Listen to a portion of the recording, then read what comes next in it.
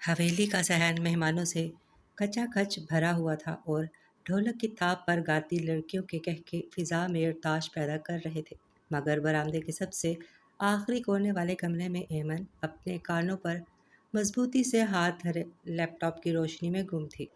ایمن او ایمن یار، یہ جوڑا تو دیکھو کتنا شاندار کام ہے اس پر۔ یہ تم پہن رہی ہو یا میں پہن لوں؟ سارا نے کمرے کا دروازہ کسی طوفان کی طرح کھولا اور اپنی چہکتی آواز سے کمرے کا سکون غارت کر دیا۔ جو مرضی کرو سارا، بس ابھی میرا سر نہ کھاؤ۔ تمہیں اندازہ بھی ہے کل میر گروپ آف انڈسٹری میں میرا انٹرویو ہے۔ یہ میرے لیے زندگی اور موت کا سوال ہے۔ ایمن نے نظریں اسکرین سے ہٹائے بغیر جھنجھلا کر جواب دیا۔ توبہ ہے، میر گروپ والے کیا انسانوں کو کچا چبا جاتے ہیں؟ سارا نے صوفے پر ٹھیر ہوتے ہوئے اس سے پوچھا۔ چبا جائیں یا نگل لیں، مجھے پرواہ نہیں، مجھے یہ جاب ہر حال میں چاہیے۔ سارا، مجھے اپنی پہچان بنانی ہے اور اپنی زندگی کے فیصلے خود کرنے ہیں۔ مجھے خود مختار بننا ہے۔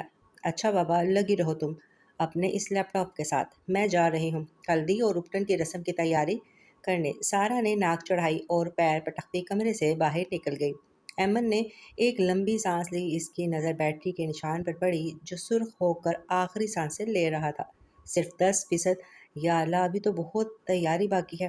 اس نے جلدی سے چارجر پلگ میں لگایا۔ چلو 2 گھنٹے میں یہ فل ہو جائے گا، تب تک میں بھی باہر جا کر تیار ہو جاتی ہوں۔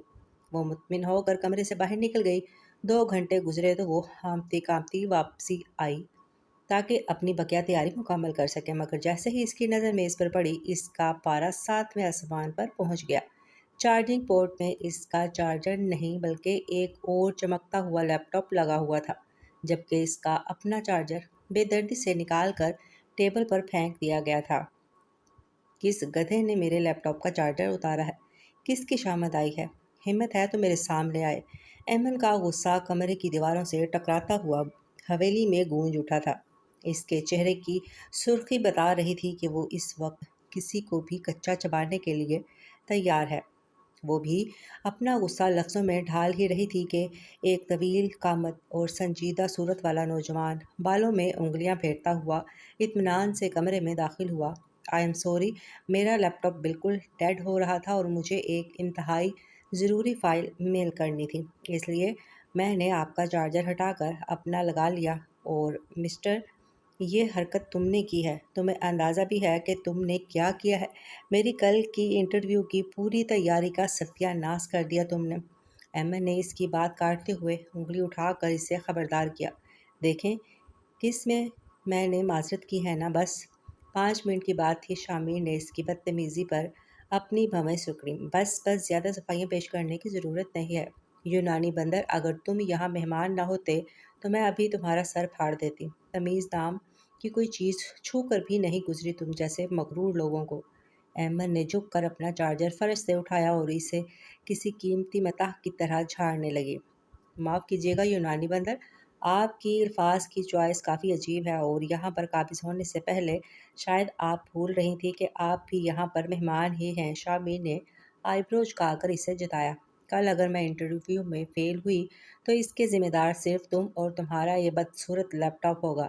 ایمن نے غصے سے پیر پٹکا۔ بدصورت؟ آپ کو پتہ بھی ہے یہ لیٹسٹ ماڈل ہے، اور رہا یونانی بندر کا خطاب تو آپ کی نالج میں اضافہ کر دوں کہ ایسی کوئی نسل نہیں پائی جاتی۔ شامیر کے لبوں پر تمسخرانہ مسکراہٹ ابھری جو ایمن کے تن بدن میں آگ لگا گئی۔ تمہاری یہ تھوبڑی دیکھ کر لگتا ہے کہ تم یونان کے جنگلوں سے ہی بھاگ کر آئے ہو۔ اب دفع ہو جاؤ یہاں سے، اس سے پہلے کہ میں اپنا جوتا اٹھا لوں۔ ایمن نے اپنا جوتا فرش پر زور سے پٹکا۔ شامیر اسے ایک گہری نظر سے دیکھتا ہوا خاموشی سے اپنا لیپ ٹاپ اٹھا کر باہر نکل گیا۔ ایمن پیچھے کھڑی ابھی تک اسے کوس رہی تھی، جبکہ حویلی کی فضا میں شادی کے نغمے ابھی بھی گونج رہے تھے۔ وہ اپنا لیپ ٹاپ دوبارہ چارجنگ پر لگا کر حویلی کے دوسرے کمرے کی طرف بڑھ گئی اور مسلح بچھا کر نماز پڑھنے لگی۔ اس کی آنکھوں سے بہنے والے آنسو مسلح کی ریشمی دھاگوں کو بھگو رہے تھے۔ وہ اپنے دونوں ہاتھ پھیلائے مالک حقیقی کے سامنے اپنی ننھی ننھی خواہشات رکھ رہی تھی۔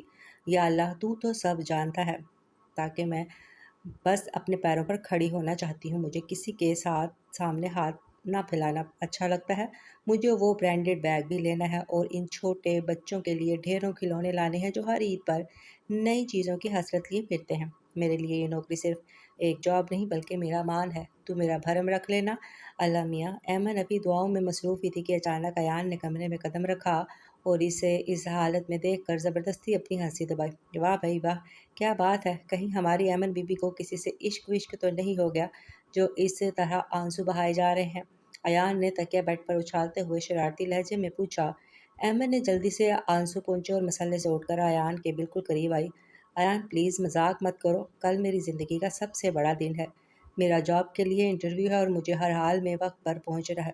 دیکھو ایان، تم میرے سب سے پیارے کزن ہونا، پلیز مجھے کل صبح 8 بجے میر گروپ آف انڈسٹری چھوڑ دینا، تمہاری بہت بڑی مہربانی ہوگی، میں خود نہیں جا سکتی۔ ایان نے تھوڑی دیر سوچا اور پھر لاپرواہی سے کندھے اچکائے۔ چلو ٹھیک ہے، اٹھا دینا مجھے، میں چھوڑ دوں گا، اور اب سو جاؤ ورنہ انٹرویو میں یہ سوجی ہوئی آنکھیں لے کر جاؤ گی۔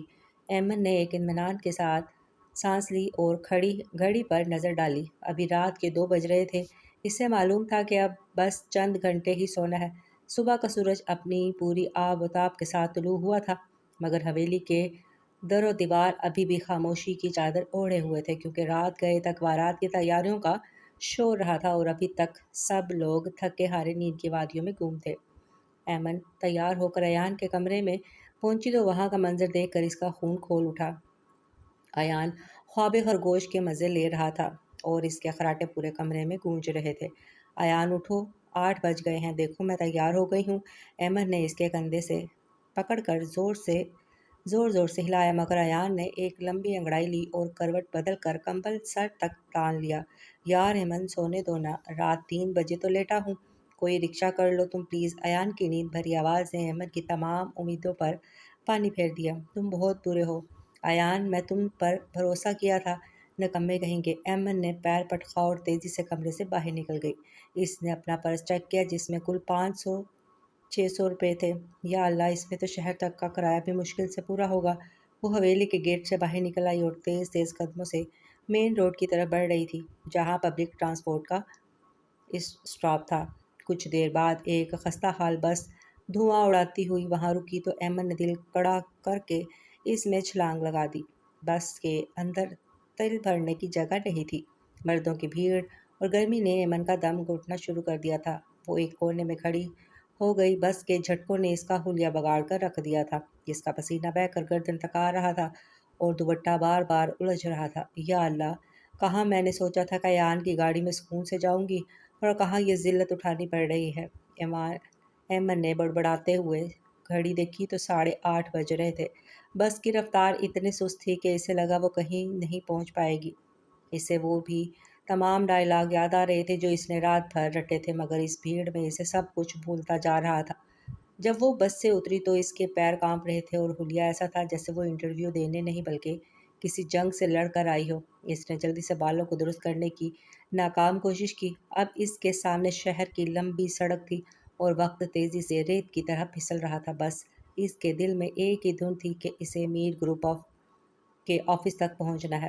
اس نے ایک رکشے والے کو ہاتھ دیا اور رکشہ ایمن کے اشارے پر ایک جھٹکے سے اس کے قریب آ کر رکا تو اس نے بغیر وقت ضائع کیے سے تیزی سے اس کے اندر بیٹھ گئی اور رکشہ شور مچاتا ہوا سڑک پر دوڑنے لگا۔ ایمن ابھی اپنی سانسیں درست کر ہی رہی تھی کہ رکشے والے کے موبائل کی گھنٹی بجی۔ اس نے ایک ہاتھ سے ہینڈل تھاما اور دوسرے سے فون کان سے لگا لیا۔ اور بھلی مانس، کیوں میرا خون جلا رہی ہے؟ تجھے پتہ بھی ہے میں شہر میں رکشہ چلانا کتنا مشکل ہو گیا ہے۔ ایمن نے گھڑی سے باہر دیکھتے ہوئے اس کی گفتگو سنی تو کان وہیں لگ گئے۔ فون کی دوسری طرف سے شاید کسی مطالبے کی بچھاڑ تھی، کیونکہ رکشے والا اب باقاعدہ چلا رہا تھا۔ روٹی کے پیسے پورے نہیں ہو رہے تھے، گھر کا کرایہ سر پر کھڑا ہے اور تمہیں اس مہنگائی میں شادی کی سالگرہ منانی ہے اور گجرے بھی چاہیے۔ کہاں سے لاؤں گا میں اتنے پیسے؟ کیا میں یہ رکشہ بھی بیچ دوں؟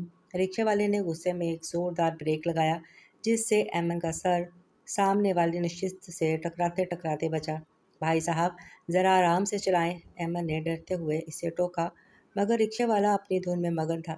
دیکھو بختو، ضد مت کر، میں شام کو خالی ہاتھ آؤں گا، میرے پاس فضول خرچ کے لیے ایک بھی پائی نہیں ہے۔ تم سمجھتی کیوں نہیں کہ غریب کی کوئی سالگرہ نہیں ہوتی؟ رکشے والے نے فون کاٹ کر ڈیش بورڈ پر پٹکا اور ٹھنڈی آہ بھری۔ ایمن اس کے چہرے کے تاثرات دیکھ رہی تھی جس پر بے بسی اور دکھ کی لکیریں واضح تھیں۔ اسے اپنی وہ دعا یاد آ گئی جو اس نے چند گھنٹے پہلے مسلے پر بیٹھ کر مانگی تھی کہ یا اللہ مجھے دوسروں کی مدد کرنے کے قابل بنا دے۔ اس نے اپنا پرس کھولا اور وہ 300 روپے نکالے جو اس نے انٹرویو کی فائل خریدنے کے لیے بڑی مشکل سے بچا کر رکھے تھے۔ رکشہ میر گروپ کے عظیم الشان دفتر کے سامنے رک گیا۔ بھائی صاحب یہ لیں اپنا کرایہ اور یہ 300 روپے میری طرف سے اپنی بیوی کے لیے گجرے اور مٹھائی لے جائیے گا۔ ایمن نے رقم اس کی طرف بڑھائی تو رکشے والے کی آنکھیں حیرت سے پھیل گئیں۔ نہیں باجی، آپ تو خود مسافر لگ رہے ہیں۔ اس نے انکار میں سر ہلایا۔ ارے رکھ لیں بھائی صاحب، آپ کی بیوی بہت خوش ہوگی۔ ایمن نے زبردستی پیسے اس کے ہاتھ پر رکھے اور رکشے سے نیچے اتر گئی۔ رکشے والا اسے ڈھیروں دعائیں دیتا ہوا نظروں سے اوجھل ہو گیا۔ ایمن سڑک کے کنارے کھڑی دھول اڑتے دیکھ رہی تھی کہ اچانک اسے یاد آیا کہ اس کے پاس اب فائل خریدنے کے لیے 1 روپیہ بھی نہیں بچا۔ اوہ نہیں ایمن، یہ تم نے کیا کر دیا؟ اب میں انٹرویو میں یہ مڑے توڑے کاغذات ہاتھ میں پکڑ کر جاؤں گی؟ حاتم تائی کی بیٹی بننے کی کیا ضرورت تھی تمہیں؟ وہ خود کو کوسنے لگی۔ اب وہاں پر وہ بڑے بڑے لوگ کھڑے ہوں گے اور میں بھکاریوں کی طرح یہ کاغذات سینے سے لگائے کھڑی رہوں گی۔ ایمن نے اپنا ماتھا پیٹا اور تپتی سڑک پر کھڑے ہو کر سوچنے لگی۔ واہ ایمن بی بی واہ، دوسروں کی سالگرہ منوا دی اور اپنی نوکری کا جنازہ نکال دیا۔ اب جاؤ اور بتاؤ اپنے باس کو کہ میں نے فائل کے پیسے گجروں پر لوٹا دیے، وہ تو میرا منہ دیکھتے ہی باہر نکال دے گا۔ ایمن نے ایک لمبی سانس لی اور اپنے ان کاغذات کو سیدھا کرنے لگی جو بس کی بھیڑ میں مڑ چکے تھے۔ اسے اپنی نادانی پر رونا بھی آ رہا تھا مگر اب یہ کمان سے نکل چکا تھا۔ اس نے ہمت جمع کی اور میر گروپ کی عالیشان عمارت کی طرف قدم بڑھا دیے جہاں اسے اپنی تقدیر کا سامنا کرنا تھا۔ چاہے اس کے پاس فائل ہو یا نہ ہو، اس کے پاس اس کا وہ دل تھا جو دوسروں کے دکھ پر پگھل جاتا تھا۔ ایمن نے میر گروپ آف انڈسٹری کے بلند والا شیشے کے دروازے کو دھکیلا تو اندر کی ٹھنڈی ہوا نے اس کے پسینے میں شرابور وجود کو ایک جھرجھری سی دے دی۔ عمارت کا اندرونی حصہ کسی محل کا منظر پیش کر رہا تھا جہاں قیمتی سنگ مرمر اور فانوس کی روشنی آنکھوں کو خیرہ کر رہی تھی۔ وہ اپنے ہاتھوں میں مڑے توڑے کاغذات دبائے اندر کی طرف بڑھی تو وہاں موجود لڑکیوں کو دیکھ کر اس کے قدم وہیں جم گئے۔ وہاں کھڑی ہر لڑکی کسی ماڈل سے کم نہیں لگ رہی تھی۔ برانڈڈ سوٹ، قیمتی جوتے اور مہنگے پرفیومز کی ملی جلی خوشبو نے فضا کو مہکا رکھا تھا۔ ایمن نے اپنا سادہ سوٹ اور بس کے دھکوں سے بکھرے بالوں پر نظر ڈالی تو اسے زمین پر گڑ جانے کی خواہش ہوئی۔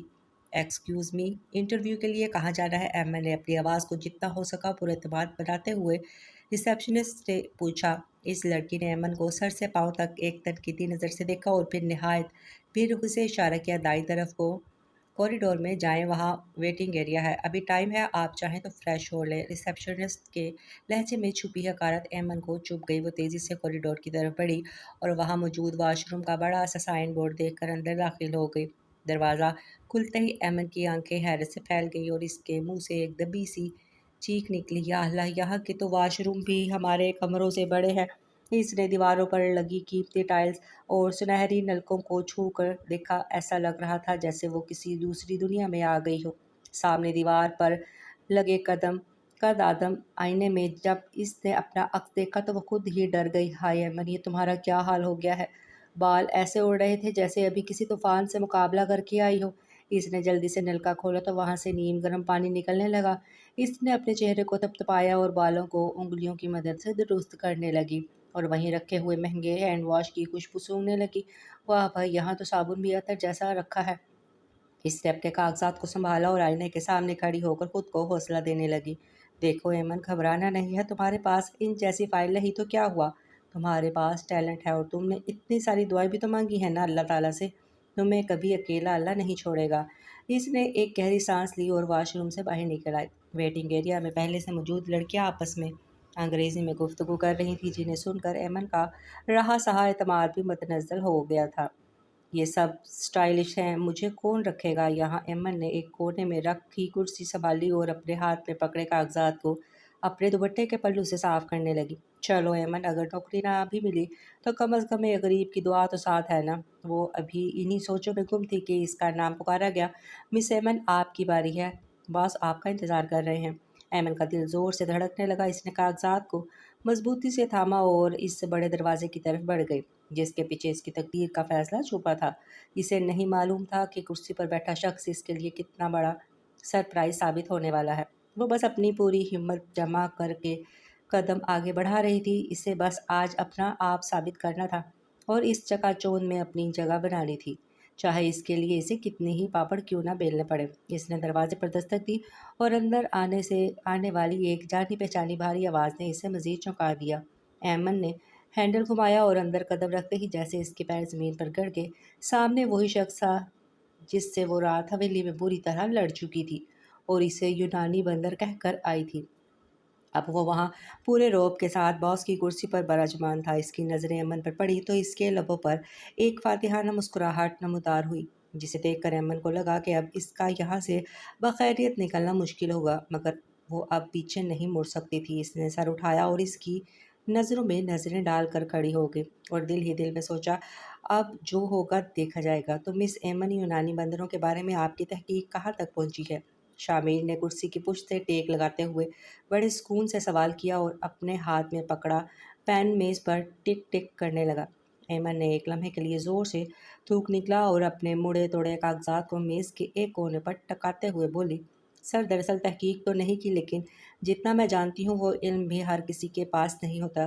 شامیر نے ایک آئی برو جھکایا، اچھا تو ذرا ہمیں بھی اس نایاب علم سے فیضیاب کریں کہ یہ یونانی بندر آخر بلا کیا ہیں۔ ایمن نے گلا صاف کیا اور گویا ہوئی، سر دراصل میرے دادا کے سگے چچا، جو کہ اپنے وقت کے بہت بڑے سیاح تھے، وہ ایک عرصے تک یونان میں مقیم رہے تھے۔ انہوں نے کہا تھا کہ یونان کے ان علاقوں میں بندروں کی ایک ایسی نسل پائی جاتی تھی جو دکھنے میں تو بالکل انسانوں جیسے لگتے تھے، مگر ان کی خصلت یہ تھی کہ وہ دوسروں کا سامان ادھر ادھر کرنے اور اس کے ساتھ چھیڑ چھاڑ کرنے میں ماہر تھے۔ شامیر نے پین کی ٹک ٹک روکی، اچھا تو وہ نسل اب کہاں ہے؟ کیونکہ میں تو اکثر یونان جاتا رہتا ہوں، مجھے تو ایسا کوئی نمونہ وہاں نظر نہیں آیا۔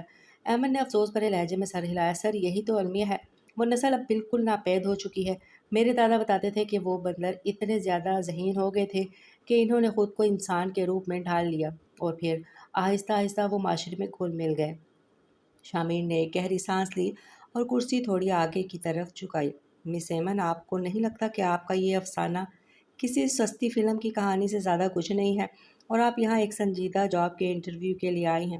ایمن نے فوراً پینترا بدلا، سر یہ افسانہ نہیں بلکہ تاریخ ہے اور تاریخ ہمیشہ تلخ ہوتی ہے۔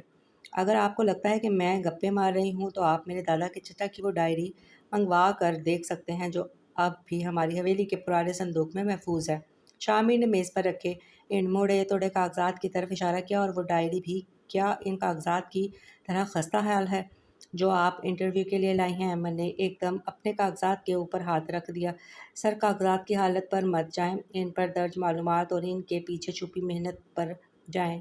میں تو انٹرویو کے لیے بہت اچھی فائل خریدنے والی تھی، مگر راستے میں ایک بہت بڑا انسانیت کا مسئلہ درپیش آ گیا تھا جس کی وجہ سے مجھے وہ رقم وہاں خرچ کرنا پڑی۔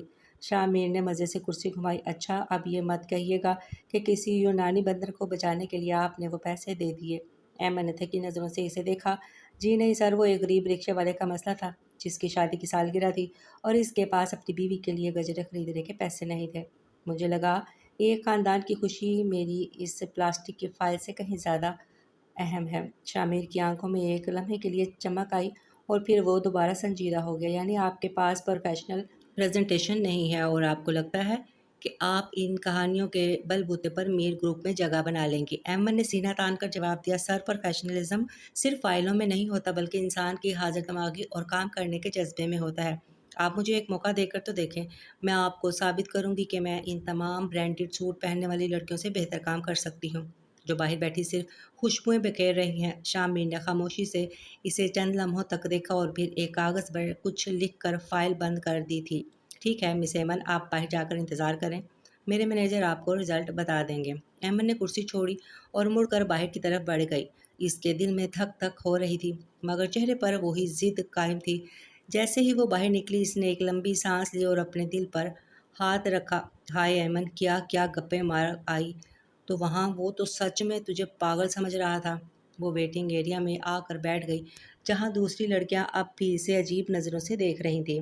ایمن نے اپنا دوپٹہ ٹھیک کیا اور سوچنے لگی کہ اب اگر نوکری نہ ملی تو واپسی کا کرایہ کسی سے مانگے گی۔ کیونکہ حاتم طائی کی بیٹی بن کر وہ اپنی آخری پونجی تو لٹا چکی تھی۔ اس نے ایک نظر اس عالیشان آفس کی چھت پر ڈالی اور دل ہی دل میں مسکرانے لگی کہ چاہے جو بھی ہو، شاہ میر کی شکل اس وقت دیکھنے والی تھی جب میں نے اسے یونانی بندروں کی تاریخ سنائی تھی۔ اسے کل والا منظر بھی یاد آنے لگا جب اس نے حویلی میں شاہ میر کو یونانی بندر کہہ کر پوری طرح ذلیل کیا تھا۔ اسے یقین تھا کہ اتنی بدتمیزی کے بعد کوئی بھی شریف انسان اسے جواب نہیں دے سکتا تھا، اور شامیر تو ویسے بھی خڑوس تھا۔ اس نے ایک لمبی ٹھنڈی سانس لی اور پیٹ پر ہاتھ رکھا جہاں بھوک کے مارے چوہے باقاعدہ ریس لگا رہے تھے۔ اب اگر اس نے مجھے ذلیل کر کے نکال ہی دینا ہے تو کیوں نہ جاتے جاتے اس کے پیسوں کا کچھ نقصان کیا جائے۔ آخر میرا کرایہ اور وہ 300 روپے بھی تو اس کی وجہ سے ضائع ہوئے ہیں نا۔ احمد نے شرارت سے آنکھیں مٹکائیں اور وہاں سے گزرتے ہوئے ایک ملازم کو روکا۔ بھائی یہاں کینٹین کس طرف ہے؟ اس ملازم نے سیڑھیوں کی طرف اشارہ کیا تو احمد کسی ملکہ کی طرح سر اٹھائے وہاں سے پہنچ گئے۔ کینٹین کیا تھی؟ پورا ایک عالیشان کیفیٹیریا تھا جہاں مہنگی پیسٹریوں اور تازہ کافی کی خوشبوئیں چاروں طرف پھیلی ہوئی تھیں۔ احمد نے کاؤنٹر پر موجود لڑکے کو نہایت رعب سے دیکھا جو اسے کسی نئی افتتاحات کی طرح لگ رہا تھا۔ جی باجی کیا چاہیے آپ کو؟ اس لڑکے نے حیرت سے پوچھا۔ باجی کسے کہہ رہے ہو تم؟ میں سر شامیر کی نئی پرسنل سیکرٹری ہوں اور سر نے مجھے بھیجا ہے کہ ان کے لیے ایک بہترین سی بلیک کافی اور میرے لیے ایک بڑا سا چاکلیٹ کیک کا پیس اور ایک کولڈ کافی تیار کرو۔ وہ لڑکا ایمن کا روب دیکھ کر ایک دم سیدھا ہو گیا۔ اوہ آئی ایم سوری میڈم، مجھے پتہ نہیں تھا، میں ابھی سب کچھ تیار کرتا ہوں۔ ایمن نے گردن اکڑائی اور ایک کونے میں لگی آرام دہ کرسی پر بیٹھ گئے۔ کچھ ہی دیر میں اس کے سامنے تر و تازہ کیک اور ٹھنڈی کافی آ چکی تھی۔ ایمن نے پہلا نوالا منہ میں رکھا تو اسے لگا جیسے وہ جنت میں پہنچ گئی ہے۔ واہ بھائی، یونانی بندر کے پیسے سچ میں بہت میٹھے ہیں، اس نے دل ہی دل میں سوچا اور پھر کافی کا ایک بڑا گھونٹ بھرا۔ اسے پتہ تھا کہ نوکری تو جانی ہی ہے، اس لیے وہ بغیر کسی ڈر کے ڈٹ کر کھا رہی تھی۔ احمد نے کیک کا آخری ٹکڑا ختم کیا اور ٹیشو سے منہ صاف کرتے ہوئے کاؤنٹر پر پہنچی۔ میڈم آپ کا بل۔ اس لڑکے نے رسید آگے بڑھائی۔ احمد نے رسید کو ایسے دیکھا جیسے وہ کوئی بیکار کاغذ ہو۔ بل؟ کیسا بل؟ میں نے کہا نا میں شامر صاحب کی سیکرٹری ہوں، یہ سارا بل سر کے پرسنل کھاتے میں ڈال دو، وہ خود ہی سیٹل کر لیں گے۔ اب کیا میں یہاں کھڑے ہو کر ان سے پیسے مانگنے جاؤں گی؟ وہ لڑکا گھبرا گیا۔ جی میڈم بالکل ٹھیک ہے، میں سر کے اکاؤنٹ میں لکھ دیتا ہوں۔ احمد نے ایک فاتحانہ مسکراہٹ کے ساتھ اسے دیکھا اور پرس کندھے پر لٹکایا۔ شاباش، ایسے ہی کام کیا کرو۔ اب میں جا رہی ہوں، سر میرا انتظار کر رہے ہوں گے۔ احمد وہاں سے ایسے تیزی سے نکلی کہ مڑ کر بھی نہیں دیکھا۔ جیسے ہی وہ لفٹ میں داخل ہوئی اس کی ہنسی چھوٹ گئی۔ ہائے احمد، تو نے تو سچ میں حاتم طائی کی بیٹی نکلی۔ اب چاہے وہ شامیر تجھے جاب پر نہ رکھے پر کم از کم پیٹ تو بھر گیا نا۔ وہ لفٹ سے باہر نکلی اور سیدھی عمارت کے مین دروازے کی طرف بڑھی۔ اس کے قدموں میں اب ایک عجیب سی تیزی تھی۔ اسے لگ رہا تھا کہ اس نے شامیر سے اپنا بدلہ لے لیا ہے۔ وہ ایک بس میں سوار ہوئی اور کھڑکی سے باہر دیکھتے ہوئے مسکرانے لگی۔ اسے اپنی اس بہادری اور چالاکی پر ناز ہو رہا تھا، لیکن 2 دن بعد جب وہ صحن میں بیٹھی کزن کے ساتھ بیٹھی دلہن کی مہندی کے ڈیزائن پر بحث کر رہی تھی تو اس کے فون کی سکرین روشن ہوئی اور ایک انجان نمبر سے کال آئی۔ ہیلو مس ایمن، میں میر گروپ آف انڈسٹری سے بات کر رہا ہوں۔ آپ کو مبارک ہو، آپ کی سلیکشن ہو گئی ہے۔ آپ کل صبح 9 بجے جوائننگ کے لیے رپورٹ کریں۔ فون کے دوسری طرف سے آنے والی اس آواز نے ایمن کے وجود میں جو خوشی کی لہر دوڑائی تھی وہ اچھل کھڑی ہو گئی اور پورے گھر میں اپنی کامیابی کا ڈھنڈورا پیٹنا شروع کر دیا۔ اگلی صبح وہ نہایت سلیقے سے تیار ہو کر میر آفس پہنچی تو اس کے قدموں میں ایک فاتحانہ روب تھا۔ وہ سیدھی ریسیپشن پر پہنچی اور ابھی اپنا کارڈ بنوا ہی رہی تھی کہ کینٹین والا لڑکا بھی وہیں سے گزرا اور اسے دیکھتے ہی ٹھٹک کر رہ گیا۔ ارے میڈم، آپ! اس لڑکے کی آواز نے ایمن کے پیروں تلے سے زمین نکال دی۔ خاموش رہو بھائی، کیوں میرا پردہ فاش کر رہے ہو؟ ایمن نے دانت پیستے ہوئے اسے چپ کرانے کی کوشش کی، مگر وہ لڑکا تو جیسے طے کر کے آیا تھا کہ آج حساب لے کر رہے گا۔ میڈم، اب سر کے پاس جا کر آپ خود ہی بھگتیں۔ وہ لڑکا مسکراتا ہوا آگے نکل گیا اور ایمن وہیں کھڑی پسینے پسینے ہونے لگی۔ ابھی وہ ہمت جمع کر ہی رہی تھی کہ شامیر کے کیبن سے بلاوا آ گیا۔ ایمن نے لرزتے ہاتھوں سے دروازہ کھولا تو شامیر کرسی پر بیٹھا ایک فائل دیکھ رہا تھا۔ جی مس ایمن، سنا ہے آپ کو یہاں کی کافی اور کیک بہت پسند آیا ہے؟ شامیر نے نظریں اٹھائے بغیر پوچھا۔ ایمن نے تھوک نکلا اور میز کے قریب آ کر کھڑی ہو گئی۔ سر وہ دراصل بات یہ تھی کہ مجھے لگا آپ نے مجھے جاب نہیں دینی تو میں نے سوچا جاتے جاتے آپ کا تھوڑا سا معاشی نقصان ہی کر دوں۔ شامیر نے فائل بند کی اور کرسی گھما کر اسے غور سے دیکھنے لگا۔ تو کیا آپ نے یہ سب بدلے میں کیا تھا؟ ایمن نے سر جھکا لیا۔ نہیں سر، سچی بات تو یہ تھی کہ مجھے بہت زور کی بھوک لگی تھی اور کل رکشے والے کی وجہ سے میری جیب بالکل خالی ہو گئی تھی۔ میرے پاس تو گھر واپس جانے کا کرایہ بھی نہیں تھا، بس اسی لیے میں نے جھوٹ بولا کہ میں آپ کی سیکرٹری ہوں۔ شامیر کی آنکھوں میں ایک دم چمک ابھری اور پھر وہ زوردار طریقے سے ہنس پڑا اور اس کا کہکا پورے کیبن میں گونجنے لگا۔ ایمن اسے حیرت سے دیکھنے لگی، جیسے اسے یقین نہ آ رہا ہو کہ یہ وہی خڑوس باس ہے۔ تو آپ نے اپنی بھوک مٹانے کے لیے پوری کمپنی کو بیوقوف بنا دیا، کمال ہے، شامیر نے ہنستے ہوئے کہا۔ ایمن نے معصومیت سے ہاتھ جوڑے، سر پلیز مجھے اب پولیس کے حوالے مت کیجیے گا، میں تنخواہ سے یہ پیسے کٹوا دوں گی۔ شامیر دوبارہ سنجیدہ ہو گیا، نہیں مس ایمن، اس کی ضرورت نہیں ہے۔ آپ کی اس سچائی نے مجھے متاثر کیا ہے، ورنہ لوگ تو ایسے موقعوں پر 100 بہانے بناتے ہیں، لیکن یاد رکھیے کہ اب آپ یہاں HR ڈپارٹمنٹ میں کام کریں گی، وہاں آپ کی یہ زبان اور سچائی دونوں بہت کام آئیں گی۔ ایمن نے ایک لمبی سانس لی اور اس کے چہرے پر ایک بڑی سی مسکراہٹ آ گئی۔ شکریہ سر، آپ اتنے بھی برے نہیں ہیں، شامیر نے آئی برو جھکائی۔ اچھا تو کتنا برا ہوں میں؟ ایمن نے فوراً اپنی زبان کو لگام دی۔ وہ سر لوگ کہتے ہیں کہ آپ بہت مصروف رہتے ہیں، بس یہی، شامیر نے مسکرا کر سر ہلایا۔ ٹھیک ہے، اب جائیے اور اپنے کام پر توجہ دیں۔ ایمن کمرے سے باہر نکلی تو اسے لگا جیسے اس کے کندھوں سے ایک بہت بڑا بوجھ اتر گیا ہو۔ ایمن نے اپنی نئی میز سنبھالی تو اسے معلوم تھا کہ اس کے لیے یہاں کام کرنا کسی ایڈونچر سے کم نہیں ہوگا۔ اس نے اپنا پہلا ٹاسک اٹھایا اور ایک نئی لگن کے ساتھ اپنے کیریئر کا آغاز کر دیا تھا۔ ایمن نے HR ڈپارٹمنٹ پہ قدم رکھتے ہی جیسے پورے آفس کی فضا بدل دی تھی۔ اس کی ہنسی اور باتوں نے وہاں کے خشک ماحول میں زندگی بھر دی تھی۔ وہ فائلیں سنبھالنے سے زیادہ لوگوں کے دل سنبھالنے میں ماہر تھی۔ چند ہی دنوں میں اسے پتہ چل چکا تھا کہ کس کلرک کے گھر میں بیٹی کی شادی ہے اور کس چپڑاسی کا بچہ بیمار ہے۔ ایمن کی اسی ہر دل عزیزی نے جہاں بہت سوں کو اس کا گرویدہ بنا دیا تھا، وہیں کچھ آنکھوں میں کھٹکنے بھی لگی تھی۔ مینیجر قادر صاحب جو برسوں سے اس گروپ میں سے وابستہ تھے، کونے میں کھڑے اپنے ساتھی سے سرگوشیاں کر رہے تھے۔ یار، میں نے اپنی زندگی کے 20 سال اس کمپنی کو دیے ہیں۔ میرا خواب تھا کہ اب میں اپنی بیٹی کو یہاں اس جگہ پر لگوا کر عزت کے ساتھ ریٹائر ہو جاؤں گا، مگر یہ کل کی آئی ہوئی لڑکی پتہ نہیں کہاں سے شامر صاحب کی منظور نظر بن گئی ہے اور میرے سارے منصوبوں پر پانی پھیر دیا ہے۔ قادر صاحب کے لہجے میں چھپی تلخی واضح تھی، مگر جیسے ہی انہوں نے ایمن کو اپنی طرف آتے دیکھا، ان کے چہرے کے تاثرات ایک دم بدل گئے۔ ایمن جو چائے کا مگ لیے آ رہی تھی، قادر صاحب کے قریب رکی۔ ارے قادر صاحب، آپ اتنے اداس کیوں بیٹھے ہیں؟ کیا ہوا؟ خیریت تو ہے نا؟ قادر صاحب نے اپنی آنکھوں کے گوشے صاف کیے اور نہایت مظلومیت سے سر جھکا لیا۔ بیٹا کیا بتاؤں، بس مقدر کا لکھا ہے، گھر میں بیوی کی طبیعت ناساز ہے اور میرا گھر پر ہونا بہت ضروری ہے، مگر شامر صاحب تو کسی کی سنتے ہی نہیں ہیں۔ ایمن نے مگ میز پر رکھا اور فکر مندی سے اس کے قریب آئی۔ کیا مطلب شامر صاحب نہیں سنتے؟ کیا آپ نے ان سے چھٹی کی بات کی؟ قادر صاحب نے ایک جھوٹا سسکا بھرا۔ ہاں بیٹا، کئی بار کہا، مگر وہ کہتے ہیں کہ ابھی کام کا بوجھ بہت زیادہ ہے، کوئی چھٹی نہیں ملے گی۔ اب میں بہت مجبور ہوں، سمجھ نہیں آتا کہ گھر سنبھالوں یا نوکری۔ ایمن کا دل موم ہو گیا، اس نے جوش میں آ کر قادر صاحب کا ہاتھ تھاما۔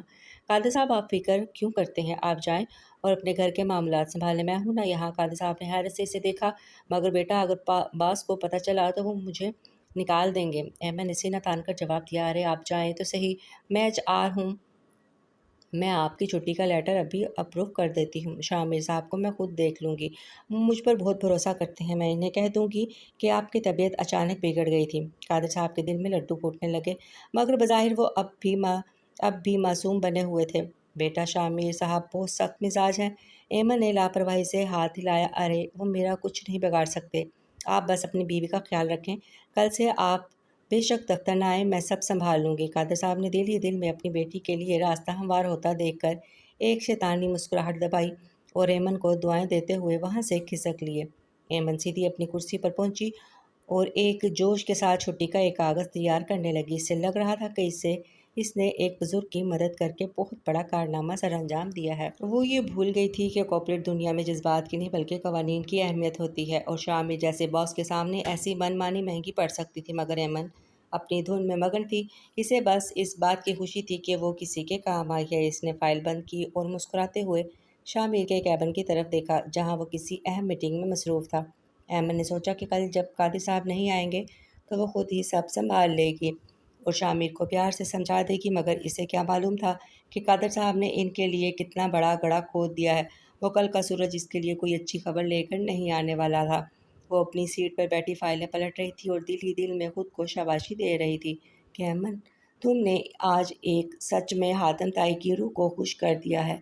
اگلے دن جب سورج کی پہلی کرن نے میر گروپ کے شیشوں کو چھوا تو دفتر میں غیر معمولی ہلچل مچی ہوئی تھی، کیونکہ آج جرمنی سے ایک بہت بڑا وفد سرمایہ کاری کے سلسلے میں پہنچ رہا تھا۔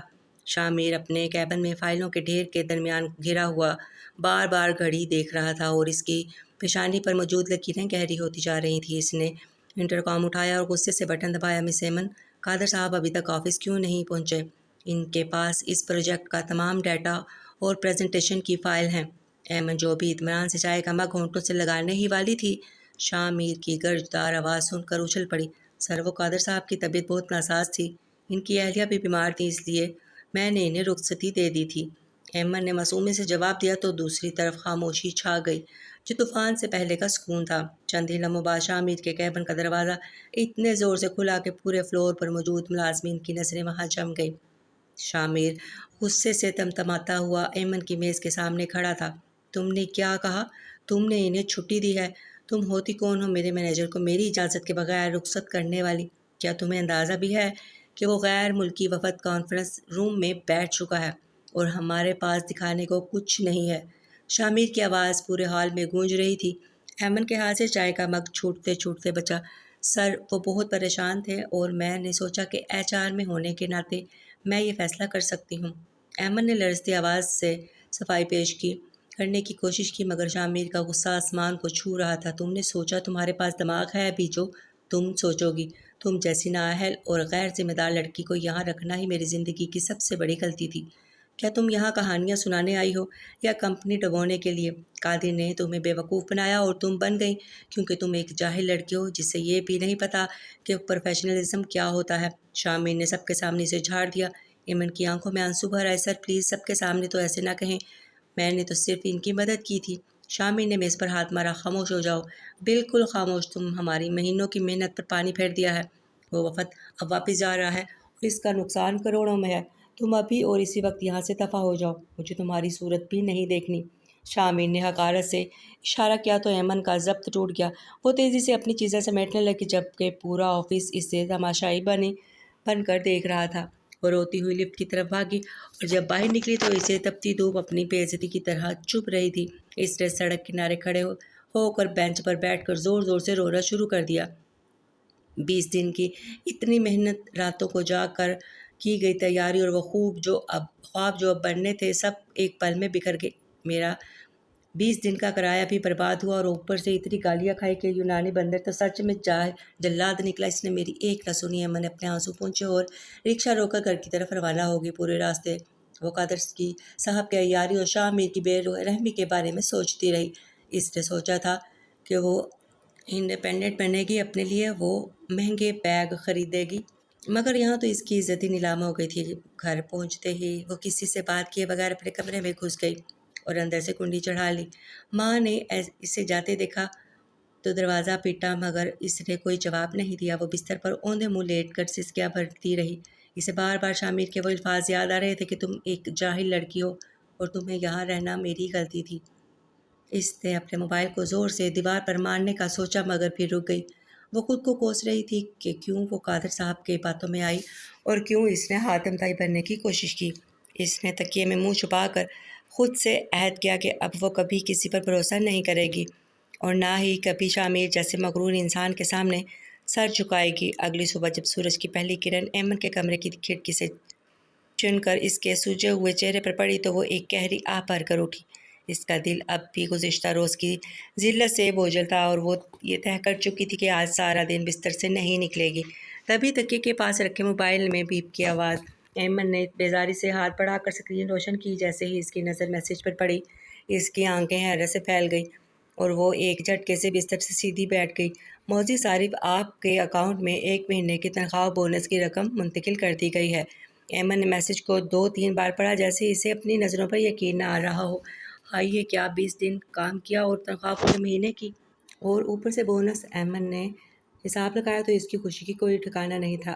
और वो बिस्तर पर खड़ी होकर उछलने लगी और अपने दुपट्टे को हवा में लहराते हुए कमरे में ही नाचना शुरू कर दिया। वाह भाई वाह शामिर साहब, लगता है इसका दिल बंदर जैसा नहीं बल्कि इंसानों वाला ही है। इसने मेरी सारी बेइज्जती का कफ़ारा अदा कर दिया। ऐमन ने फ़ौरन आईना देखा और अपनी बिखरी हुई जुल्फ़ों को संवारने लगी।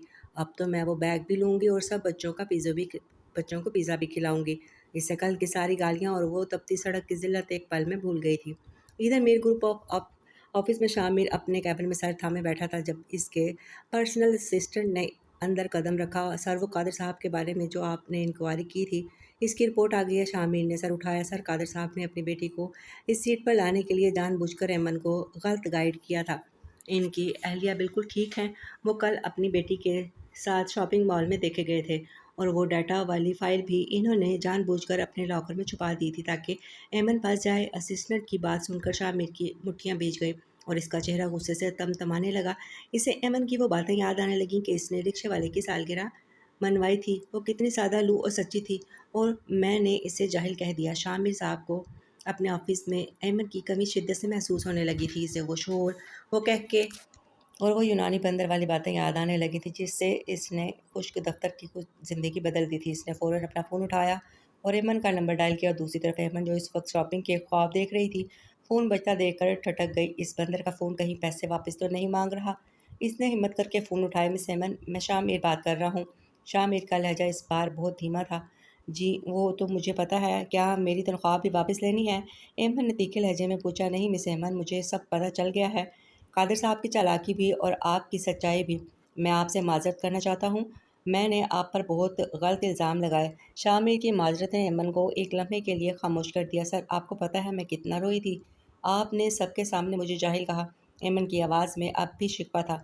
मुझे अंदाज़ा है और इसीलिए मैं चाहता हूँ कि आप कल से दोबारा ज्वाइन करें। आपकी जगह यहाँ कोई नहीं ले सकता। और हाँ, बोनस मैंने इसलिए दिया था कि आप अपनी वो लोगों की मदद करने वाली ख्वाहिश भी पूरी कर सकें। शामिर की बात सुनकर अमन के चेहरे पर एक बड़ी सी शरारती मुस्कुराहट आ गई। अच्छा ठीक है, मैं आ जाऊंगी, लेकिन याद रहिए, अब अगर आपने दोबारा मुझसे गुस्सा किया तो मैं आपके अकाउंट से पूरे कैंटीन का बिल भरवा दूंगी। शामिर दूसरी तरफ हंस पड़ा। मंजूर है मिस अमन, आप बस कल वक्त पर पहुंच जाइएगा। अमन ने फ़ोन काटा और एक लंबी सांस ली। चलो भाई अमन, अब तो शामिर ने खुद हार मान ली है। अब इसे पता चलेगा कि किस हातम ताई की बेटी है से पाला पड़ा है। वो खुशी से दोबारा नाचने लगी और जहन की तरफ भागी जहाँ इसके छोटे कजन्स खेल रहे थे। इसका इरादा था कि आज वो सबको अपनी जेब से 1000 खिलाएगी। अहमद ने दोबारा दफ्तर ज्वाइन तो कर लिया था मगर इसके कहकों की वो खनक अब कहीं खो गई थी। वो अपनी मेज़ पर खामोशी से काम करती और जब भी शामिर सामने से गुजरता वो नज़रें झुकाकर किसी फाइल पर पनाह ढूंढने लगती। शामिर को ये खामोशी किसी जहर की तरह लग रही थी। इसने कई बार कोशिश की कि अमन वही पुरानी वाली ज़िद्दी लड़की बन जाए मगर अमन का जवाब सिर्फ जी सर और जी बेहतर तक महदूद हो गया था। एक दोपहर शामिर ने हिम्मत जमा की और इसकी मेज़ के पास आकर रुका। मिस एमन, क्या ये फाइल्स आज मुकम्मल हो जाएंगी? एमन ने फाइल से नज़रें उठाए बगैर जवाब दिया। जी सर, मैं कोशिश कर रही हूँ, शाम तक टेबल पर होंगी। शामिर ने एक गहरी सांस ली और कुर्सी खींचकर इसके सामने बैठ गया। एमन, क्या तुम अब भी मुझसे नाराज़ हो? देखो, मैंने माफ़ी मांग ली थी। एमन ने पहली बार इसकी आंखों में देखा। सर, आप बॉस हैं, आपको माफ़ी मांगने की ज़रूरत नहीं है। शामिर का चेहरा नदामत से झुक गया था। देखो, मैं तुम्हारे लिए कैंटीन से वही चॉकलेट केक मंगवाया है जो तुम्हें पसंद है। अमन के लबों पर एक हल्की सी मुस्कुराहट आई। शुक्रिया सर, अब मैं झूठ बोलकर केक नहीं खाती।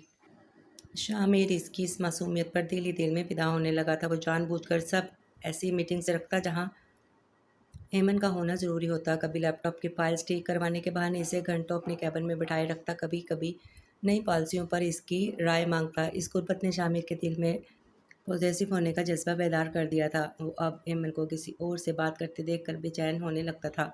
एक दिन शामिर अपने कैबिन से बाहर निकला तो इसकी नज़र एचआर डिपार्टमेंट के एक नौजवान कलीग जुबैरी पर पड़ी जो हेमन के मेज़ के पास खड़ा था और दोनों हंस हंस कर बातें कर रहे थे। हेमन जुबैर की किसी बात पर खिलखिला कर हंस रही थी और जुबैर इसकी बातों में पूरी तरह मगन था। शामिर के अंदर जैसे आग लग गई। इसकी मुट्ठियां भीज गईं और माथे पर गुस्से की रगें उभर आईं। वो तीखे कदमों पर से चलता हुआ अपने कैबिन में गया और इंटरकॉम पर इतने ज़ोर से बटन दबाया कि एमन हड़बड़ाकर सीधी हो गई। मिस एमन, फ़ौरन मेरे कैबिन में आए। शामिर की गर्जदार आवाज़ सुनकर एमन का हंसता हुआ चेहरा एकदम सपाट हो गया। वो घबराई हुई कैबिन में दाखिल हुई तो देखा कि शामिर खिड़की के पास पुश्त किए खड़ा है। जी सर, आपने बुलाया? شامر ایک جھٹکے سے مڑا اور اس کے چہرے کا غصہ دیکھ کر ایمن کے قدم وہیں روک گئے۔ مس ایمن، کیا آپ کو یہاں باتیں کرنے کی تنخواہ ملتی ہے یا ہنسنے کا کوئی مقابلہ چل رہا ہے؟ شامر کی آواز میں بلا کی سختی تھی۔ ایمن ہکا بکا رہ گئی۔ سر، وہ تو زبیر صاحب ایک فائل کے سلسلے میں آئے تھے اور بس ایک لطیفہ سنا دیا تھا۔ شامر نے میز پر ہاتھ مارا۔ زبیر صاحب، فائل کے سلسلے میں لطیفے سنائے جاتے ہیں؟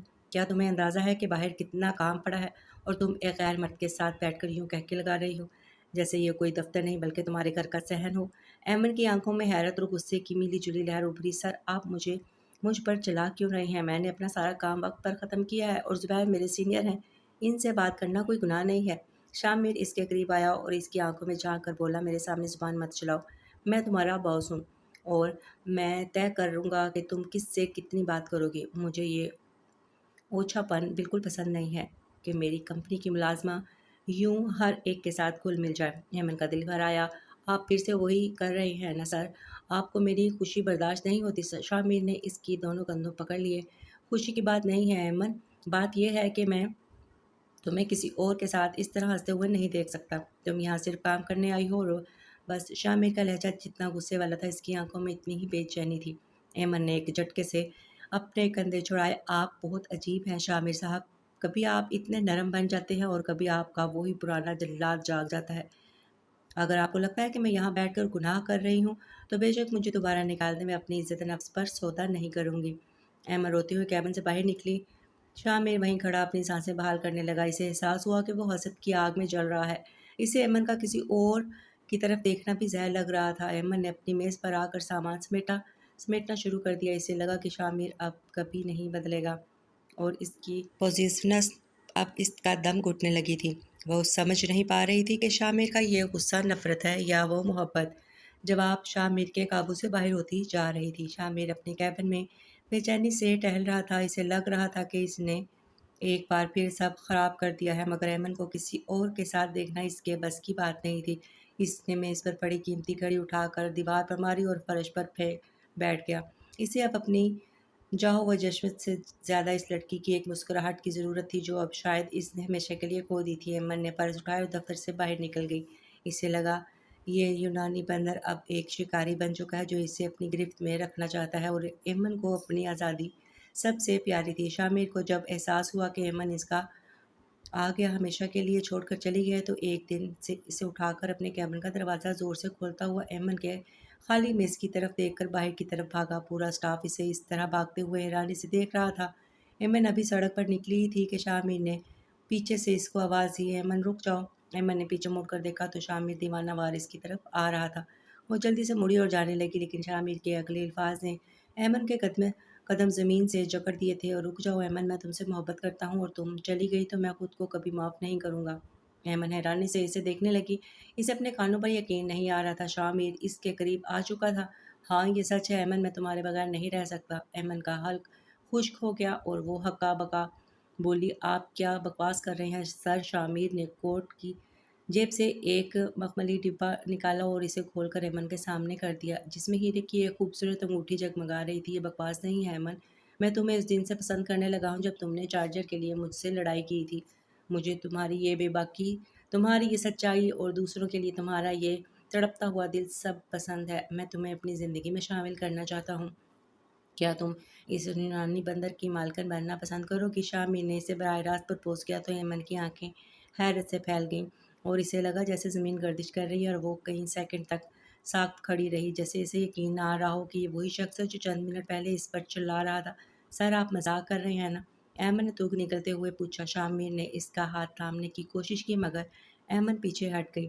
میں مذاق نہیں کر رہا ایمن، مجھے تمہارے سوا کوئی نظر نہیں آتا اور اگر تم نے انکار کیا تو میں سچ میں یونان کے جنگلوں میں چلا جاؤں گا۔ شامر کے لہجے میں ایک چھوٹی سی شرارت ابھری تو ایمن کے لبوں پر بے اختیار مسکراہٹ آ گئی مگر اس نے فوراً اسے چھپایا۔ اسے لگ رہا تھا کہ یہ اس کے کسی ادھورے ناول کا کوئی سین ہے جو حقیقت بن کر اس کے سامنے آ کھڑا ہوا، مگر یہ کوئی خواب نہیں تھا بلکہ حقیقت تھی۔ اس گھر میں ایک بار پھر وہی شور، وہی ڈھولک کی تھاپ، وہی گہما گہمی لوٹ آئی تھی مگر اس بار یہ کسی کزن کے بارات نہیں بلکہ ایمن کی اپنی منگنی کی تقریب تھی۔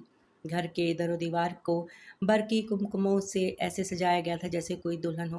سارا اور ایان پورے گھر میں ادھم مچا رہے تھے اور ایمن اپنے کمرے میں آئینے کے سامنے بیٹھی سرخ جوڑے میں کسی پری سے کم نہیں لگ رہی تھی۔ وہ بار بار اپنی انگلیوں کو دیکھ رہی تھی جہاں آج شامیر کے نام کی انگوٹھی سجنے والی تھی۔ سارا نے کمرے میں داخل ہوتے ہی سیٹی بجائی، واہ بھائی ایمن، مان گئے تمہارے ٹیلنٹ کو، میر انڈسٹری کے مالک کو تو تم نے سچ مچ اپنا بندر بنا لیا۔ ایمن نے اسے تکیہ مار کر خاموش کرایا۔ چپ کر جاؤ سارا، مجھے ابھی بھی یقین نہیں آ رہا کہ یہ سب سچ ہے۔ جب اسے لان میں لایا گیا تو سامنے شامر سوٹ بوٹ میں ملبوس پورے جاہ و جلال کے ساتھ بیٹھا تھا، مگر اس کی نظریں صرف ایمن پر جمی تھیں جسے وہ دنیا کی ہر چیز سے بے نیاز ہو گیا ہو۔ اور جب انگوٹھیاں بدلنے کا وقت آیا تو شامر نے ایمن کا ہاتھ نرمی سے تھاما۔ ایمن نے انگوٹھی اس کی انگلی میں پہناتے ہوئے اس کے قریب جھک کر دھیمی آواز میں سرگوشی کی، سر اب وہ کینٹین کا بل معاف ہو جائے گا نا؟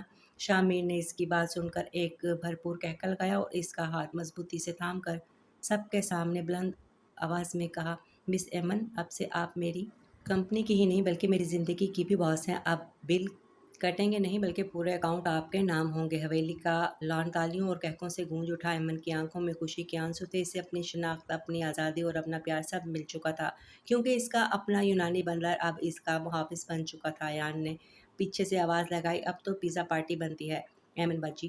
شاہ میر نے مسکرا کر ایان کی طرف دیکھا، بالکل ایان، آج پوری حویلی کے لیے پیزا میری طرف سے ہوگا۔ ایمن نے شاہ میر کی آنکھوں میں دیکھا جہاں اب صرف محبت اور ایمان تھا۔